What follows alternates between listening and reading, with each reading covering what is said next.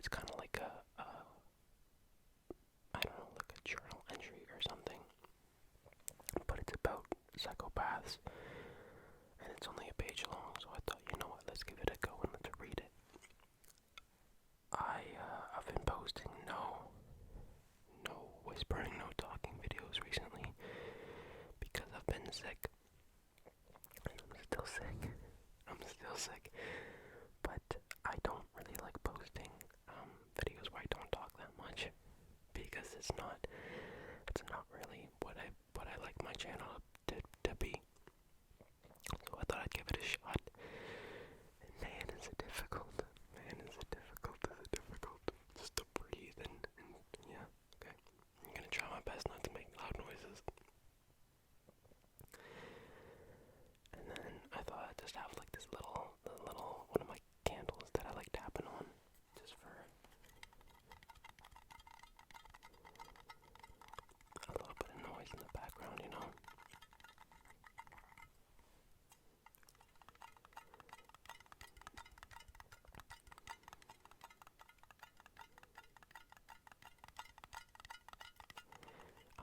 I really enjoyed making this video the last time, so I thought maybe I'd do more like reading videos, talking about like facts and stuff. I don't know, I really like it. So I mean, if you do too, then it's perfect.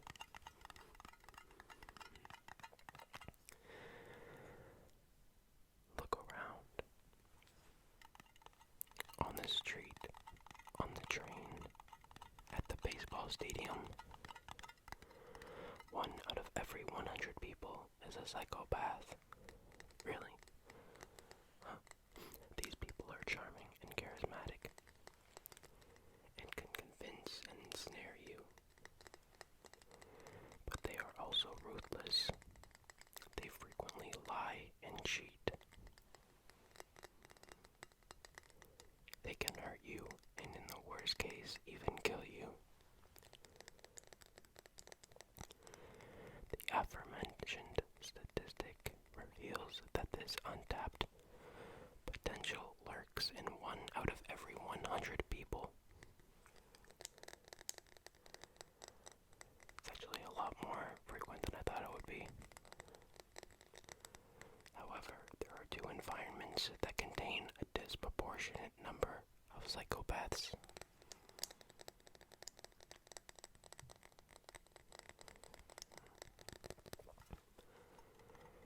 Unsurprisingly, the first is the criminal world. Every 5th prison inmate is a psychopath. Really, every 5th. The other setting is especially alarming. 1 out of every 10 people in positions of power exhibit some degree of psychopathic traits. Reveals brain researcher Gerard Roth. I think that's how you pronounce his name. But why?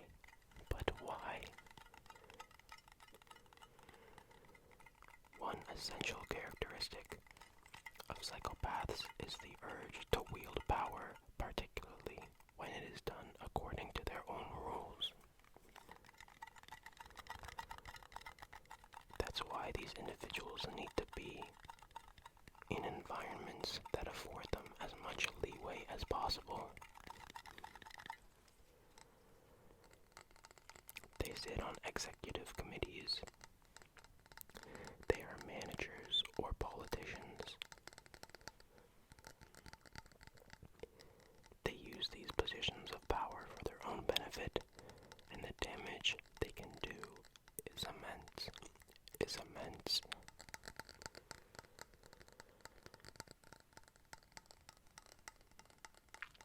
This shines a light on the chronicles of mankind through psychological disorder. Though psychopathological disorders were only discovered 50 years ago by psychologist Robert Hare. Psychopaths have always been a part of world history, manipulating or modifying it to fit their version.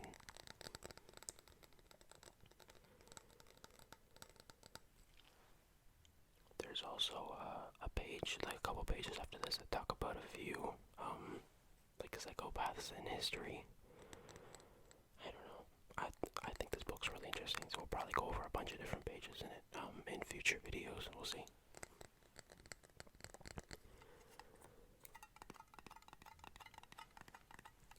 The next paragraph says, psychopaths are ticking time bombs.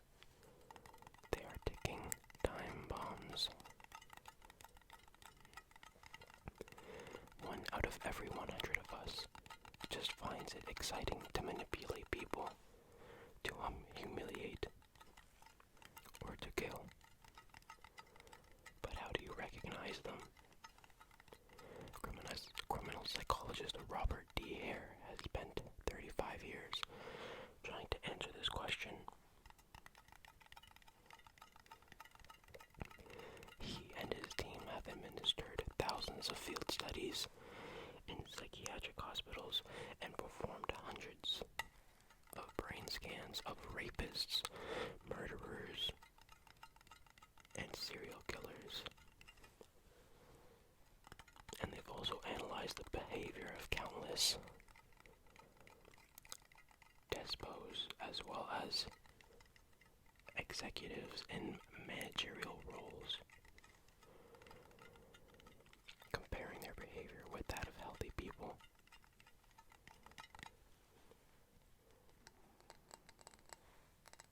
Using the results of his research, Hare developed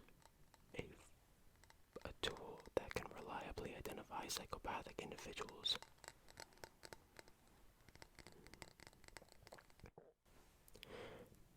The Psychopathy Checklist Revised, which is a catalog consisting of 20 questions in which 0, 1, or 2 points are awarded per category. Is that what we did the last video? I don't know. Maybe. The criteria of the test and thus the typical traits of the average psychopath include superficial charm, manipulative behavior, pathological lying, a lack of empathy, and a noticeably high level of impulsiveness.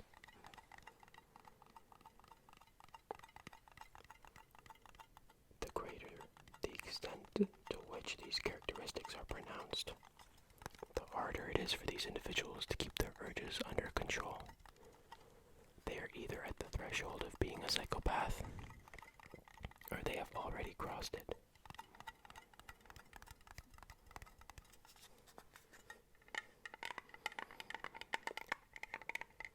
Numerous historical figures have crossed into that territory. Many of the charismatic leaders in history were actually psychopathic, says Jens Hoffman, the director of Germany's Institute for Psychology and Threat Management. Sometimes it can be useful because strong, fearless personalities have led groups and often pushed important historical developments. However, an escalation occurs when a psychopathic leader can't be controlled or eliminated, or eliminated.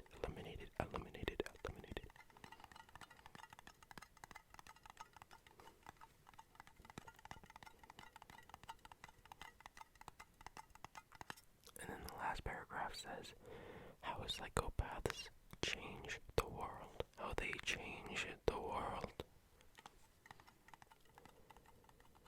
1 out of every 100, which we know, according to statistics, in the Germany of 1939, there were about 800,000 psychopaths out of an overall population of 80 million or so. 800,000 who yearned for a position of power during a period of uncertainty. The Nazi regime didn't have a search for unscrupulous criminals. Around 800,000 psychopaths were drawn to the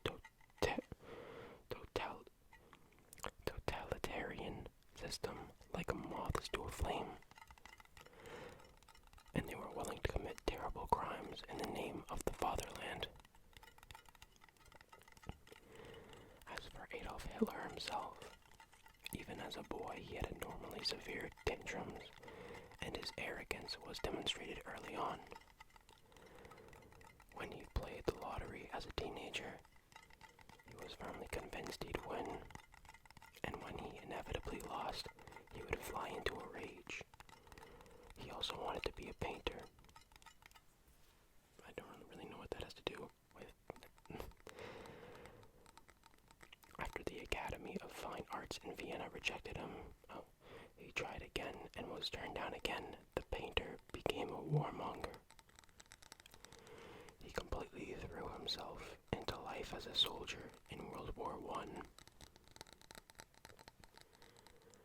Psychiatrist Ernst Kretschmer has said, if this man had been born in another time, he would have been diagnosed. Instead, he rose to power.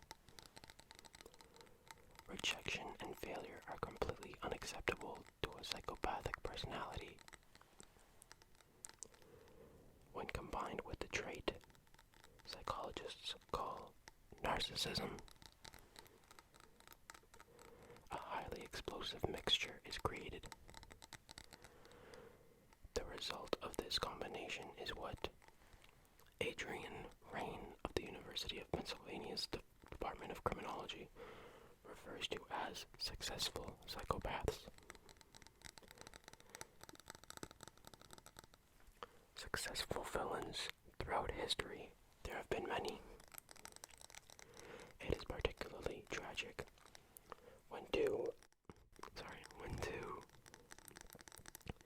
of the most egregious psychopaths have clashed. Hitler and Stalin. Neither could give in or give up, and 50 million people lost their lives because of both of them. And both made room for the psychopaths who've helped them along the way.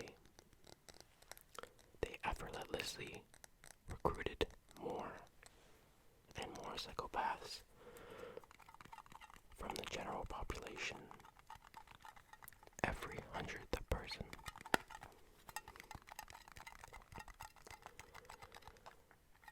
That's actually way more than I thought it would be. 1 out of every 100 people. And then it raises significantly if you're in prison.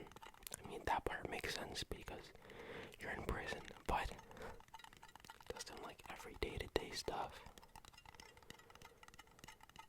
it's kind of crazy. I'm actually so happy I got to this video without like coughing or having to stop.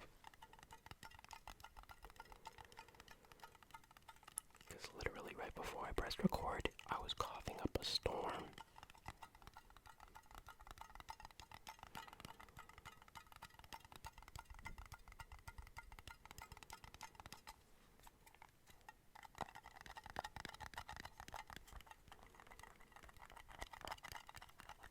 I even posted a 1-minute ASMR video the other day, which is different for me. But I mean, I still enjoyed it. I like to make longer content with me talking,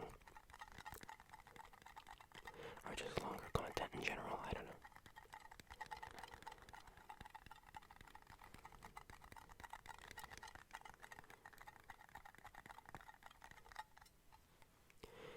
So I don't know if I'm gonna turn this book into like a series on like deception or psychopaths or something, sociopaths, we'll see.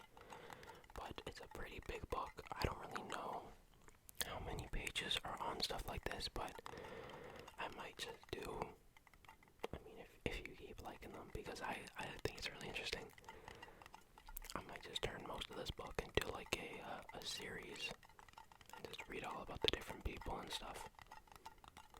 We'll see. Let me know what you think.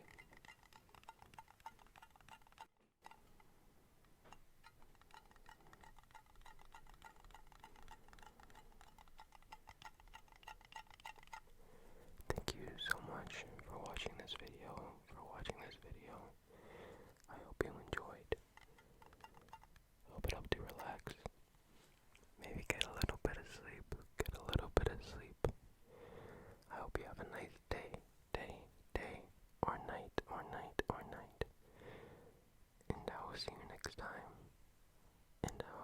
next time.